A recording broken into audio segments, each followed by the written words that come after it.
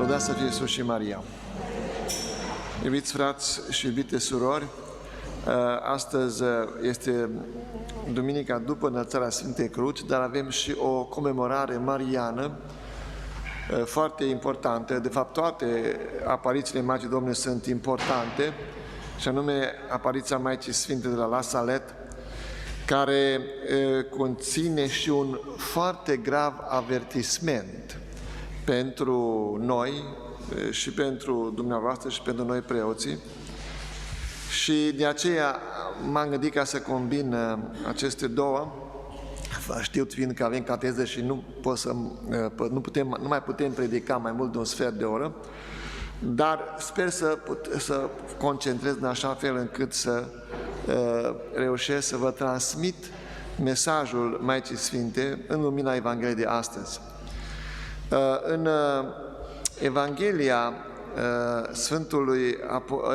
Sfântului Evanghelist Luca, capitolul 13, versetele 1 și 5, Domnul ne avertizează că vom pieri dacă nu ne vom converti, dacă nu ne vom pocăi. Și folosește două imagini, Luca.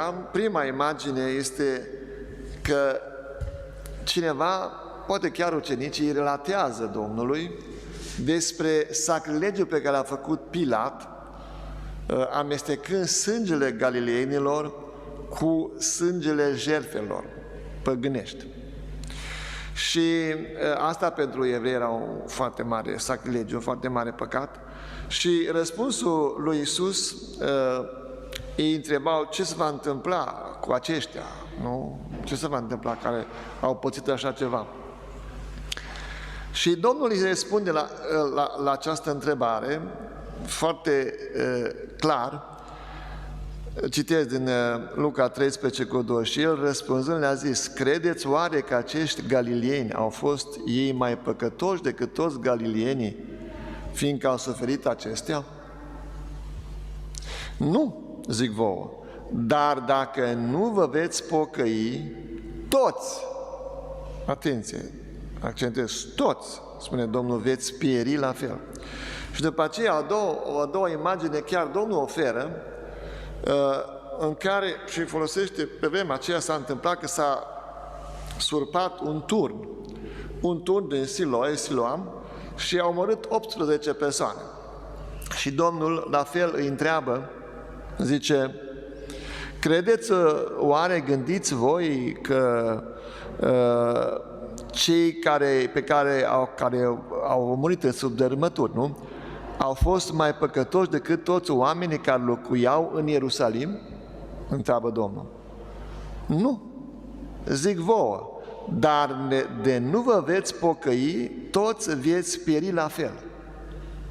Deci Domnul vrea să arate urgența pocăinței și noi preoții credem, și am văzut că acest gând este oarecum destul de răspândit printre clerici, că noi când predicăm la popor despre pocăință, ne referim la popor, nu și la noi.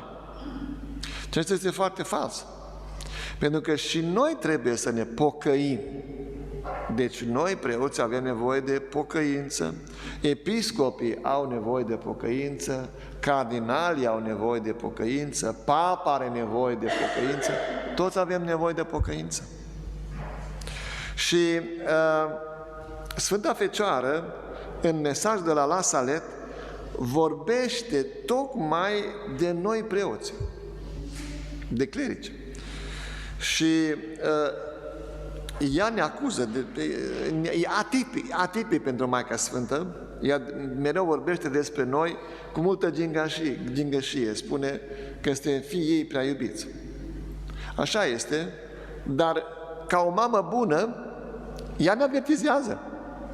Suntem fiii ei prea iubiți, dar aveți grijă, dragii mei copii prea iubiți, că voi, dacă mergeți pe drumul acesta și târâți și pe alții, nu? Pentru că știm foarte bine că Domnul spune că cei care duc sminteală, fac sminteală, și vai de mine dacă sunt preoți care duc sminteală. Nu? Atunci mai bine și-ar lega o piatră de moară, spune Domnul, și s-ar arunca în mare. Ar fi mai bine pentru ei, nu decât să ducă sminteală.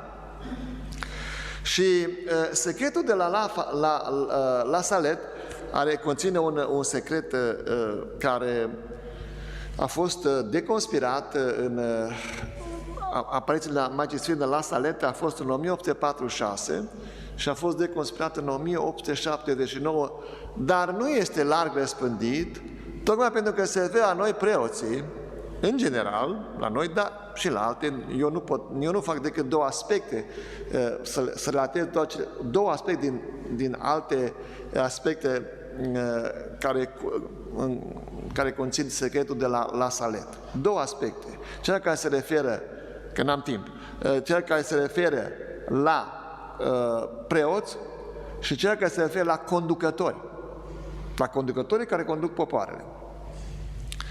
Și mesajul Magii Sfinte de la Salet, în secretul de la Salet, este necruțător față de noi preoții. Și totdeauna, aseară, când am recitit mesajul, totdeauna, așa cum au spus apostolii la cina cea de taină, când Domnul i-a avertizat că unul dintre cei 12, unul dintre voi mă va vinde.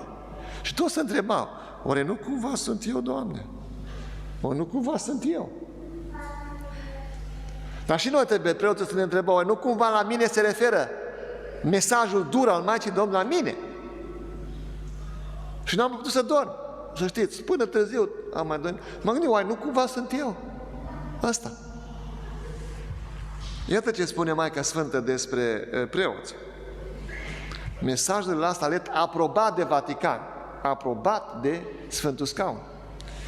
Preoții, miniștrii fiului meu, preoții prin viața lor rea, prin lipsa lor de respect și prin necredința lor în celebrarea Sfintelor Taine, prin iubirea de arginți, de onoruri și de plăceri, preoții au devenit cloacă de necurăție. Da? Gândiți-vă că Maica Sfântă a spus aceste cuvinte dure când? În 1846. 1846, înainte de Lourdes, da? Și mai departe, Maica Sfântă spune, da, preoții cheamă răzbunare, iar răzbunarea atârnă deasupra capului lor. Vai de acei preoți și persoane consacrate lui Dumnezeu, care prin infidelitățile și viața lor rea, îl răstignesc din nou pe Fiul meu. Ați auzit ce spune Maica Sfântă? Preoții răi, care vin la altar cu păcat de moarte sau cine știe ce lucruri grave, îl răstignesc pe Hristos a doua oară. Adică nu că celebrează spre gloria lui Dumnezeu, ci îl răstignesc. Hristos, sigur că vine pe altar, e clar, orice preot ar fi de ticălos, tot vine pe altar, dar vine cu silă. Și Maica Sfântă, uite, acei preot îl răstignesc pe Fiul meu la altar. Păcatele persoanelor consacrate, deci nu numai preoți, clerici, dar călugărițe. Păcatele persoanelor consacrate lui Dumnezeu strigă la cer și cheamă răzbunare. Și iată că răzbunarea este la ușa lor, căci nu mai este nimeni care să implore milostivire și iertare pentru popor. Interesant un lucru. Și Biblia, Sfânta Scriptură, ne este, cine o studiază, o citește, că s-au întâlnit și astfel de cazuri în alte epoci. De exemplu, înainte de căderea Ierusalimului și a templului, erau o grămadă de preoți. Și mari ierarhi, marele preot, plin templu de preoți și de leviți, și pe cine trimite Domnul să avertizeze? Aveți grijă, dacă nu pocăiți, templul vostru și Ierusalimul va fi făcut praf. Pe Ieremia. Un laic. Ieremia îl trimite și îi spune: uite, tu stai la ușa, acolo la ușa templului. Și care cum intră, avertizează. Categoric, că se referă și la preoții și leviții care ne-au să slujească în templu. Dacă nu te pocăiești, dacă nu, Domnul va distruge Ierusalimul și templu. Deci pe cine a trimis? Pe un laic. Profet, bineînțeles, dar prin alocat, nu prin preot.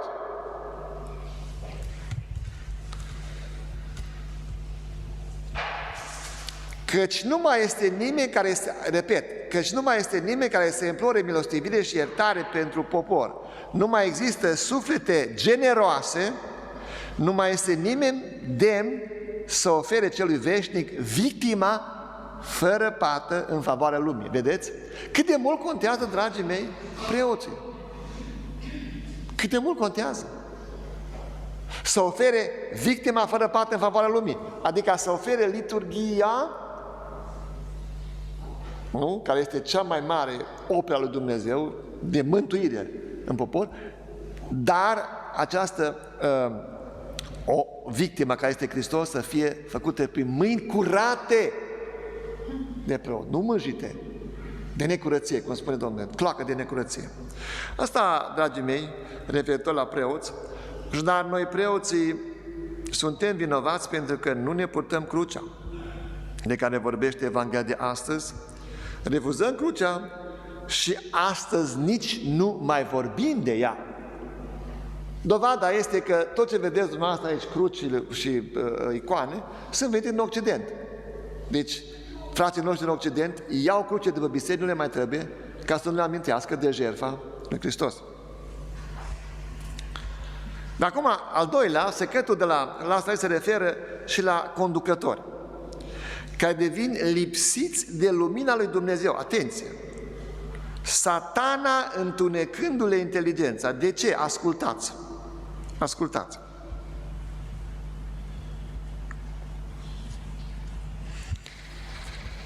Dumnezeu va lovi într-un mod fără precedent. Vai de locuitorii pământului! Dumnezeu își va revărsa toată mânia și nimeni nu se va putea sustrage atâtor rele adunate. Capii, conducătorii poporului lui Dumnezeu au neglijat rugăciunea și penitența și Satana le-a întunecat inteligența. Ascultați-vă ce spune Maica Sfântă. Satana le-a întunecat inteligența. Dacă privim în cheia asta, vedem că nu e nimic nou sub soare. Ce fac conducătorii de la Bruxelles? Ce face conducătorii României? Se vede clar că e o lipsă de inteligență, o nebunie în capul lor. Atunci când vor să impună, nu cuplurile homosexuale, atunci când vor să impună avortul fără obiect de conștiință, să introducă ideologia gender și toate nebunile acestea. Care este motivul? Lipsa de inteligență a lor și la care le-a întunecat inteligența, nu? Adică Satana, atenție, diavolul a întunecat. De ce? Pentru că au neglijat rugăciunea și penitența. Și au devenit, spune mai departe Maica Sfântă, acele stele rătăcitoare pe care vechiul diavol le va atrage cu coada sa pentru a le face să piară. Și la final, nu știți tot ce spune Maica, dar la final, atenție, ce se întâmplă acum? Atenție! Trebuie să vă așteptați să fiți cârmuiți cu un toiac de fier și să beți cupa mâniei lui Dumnezeu. Auziți dumneavoastră ce spune Maica Sfântă 1846? Ce se întâmplă acum cu această pandemie? Nu? Ce vrea culta mondială? Să ne cârmuiască cu un toiac de fier. Să nu ne putem mișca, să fim la cheremul lor, da? Să fim sclavi, noi sclavi, nu? Pentru noua clasă conducătoare, ocultă mondială. Știți foarte bine că la noi încă e bine deocamdată, dar în Australia într-un stat din alta New South Wales, nu știu acum dacă e tot așa, acum citit acum la câteva săptămâni, oamenii aveau voie o oră pe zi să iasă afară, o oră nevaccinați. Vaccinații 2 ore prin mărinimea guvernul New South Wales, 2 ore. Restul în casă. Deci spune Maica Sfântă, trebuie să vă așteptați să fiți cârmuiți cu un toiac de fier și să beți cupa mâniei lui Dumnezeu. Iată, dragii mei, că ce a spus Maica Sfântă la asta se împlinește sub ochii noștri. De ce? Pentru că noi refuzăm să ne pocăim. Și acum închei cu 2 din lucrurile pentru care Maica Sfântă a plâns la Salet. Melania și Maximin a văzut-o prima dată și o singură apariție a fost o femeie care plângea în hohote. Era Maica Sfântă, îmbrăcată în tradiția de acolo, de la Salet, în albii francezi. Și de ce a plâns Maica? Pentru 2 păcate grave care se manifestau atunci, și să mai vorbim de acum. Care sunt cele 2 păcate grave? 1. Neparticiparea la liturghia duminicală. Acum când zici la unul, păi păcat de moarte că nu vii la liturghie de mea. Ce vorbești, părinte? Să nu vii la liturghie? Păcat de moarte? Da, e păcat de moarte. Păcat grav. Pentru asta a plâns Maica Sfântă la Salet, pentru că nu veneau la biserică duminica. Și al 2-lea păcat, păcatul înjurăturilor. Păcatul înjurăturilor, acum ăsta e ca și cum ai spune că mi-e sete și beau să beau apă. Sau ca să respir. Așa este acum. Du-te pe stradă, sau du-te în tramvai, sau du-te la... Uite, stai aici în parc, mai vin tinerii. Rătăciții acești, nu? Să vezi ce înjurături, că te cutremuri. Te cutremuri. Aceste 2. Deci, neparticiparea la Sfânta Duminicală și păcatele înjurăturile. Aceste păcate s-au generalizat. Iar datorită așa zisei pandemii, chiar clerici îndeamnă poporul să stea acasă de frica infectărilor. Păi n-am auzit noi asemenea lucruri transmise anul trecut prin mass media. Stați acasă! Din gura clericilor. Da? Stați acasă să nu vă infectați. Scoateți apa sfințită din biserici. Că vă infectați. Nu mai dați împărtășania în gură că vă infectați. Vezi, Doamne, Sfânta Împărtășanie este agent de transmitere a infecțiilor. Da?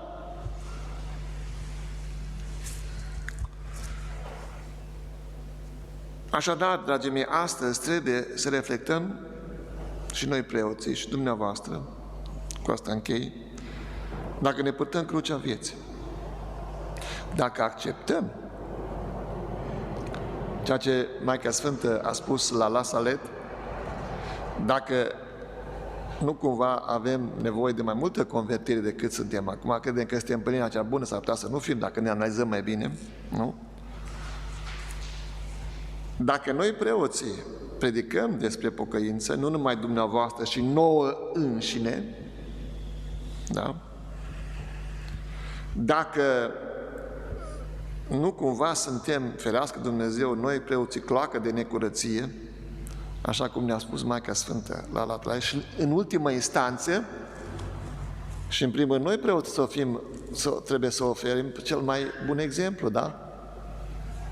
Ce spune? Care să fie modelul nostru? Ce trebuie? Când să spunem noi, sunt pe drum, nu sunt pocăit, încă sunt pe drum. Atunci când pot să spun despre viața mea, nu mă refer la dumneavoastră, de mine mă refer. Când pot să spun despre viața mea, așa cum a spus Sfântul Apostol Pavel, m-am răstignit împreună cu Hristos. Nu mai trăiesc eu, ci Hristos trăiește în mine. Și viața mea de acum în trup o trăiesc în credința în Fiul lui Dumnezeu care m-a iubit și a dat pe sine însuși pentru mine. Hristos a înviat.